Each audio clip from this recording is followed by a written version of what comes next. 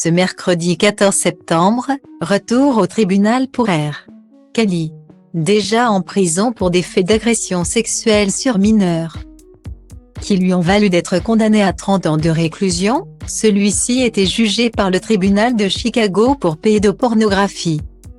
Il a été reconnu coupable et devrait obtenir une peine, révélée plus tard, qui devrait aller de 10 à 90 ans de prison. Contrairement à la France, en effet, les peines s'accumulent aux États-Unis.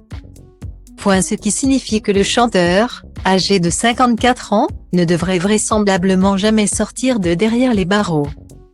À noter que le jury, composé de 12 personnes, a mis environ 11 heures pour parvenir à ce verdict.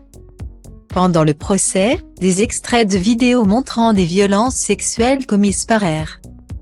Kelly sur des jeunes filles, dont l'une n'avait que 14 ans, ont été diffusés. Un moment difficile mais qui a obligé Robert Kelly à rendre des comptes pour les violences sexuelles commises sur une adolescente de 14 ans, a déclaré le procureur John Loach, ajoutant que les souffrances infligées par M. Kelly à ses victimes sont immenses.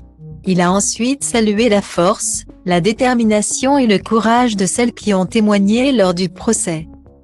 Les condamnations et les procès s'enchaînent en tout cas pour R. Kelly, qui avait déjà été reconnu coupable en septembre 2021 à New York d'avoir piloté pendant 3 décennies un système d'exploitation sexuelle de jeunes, dont des adolescentes.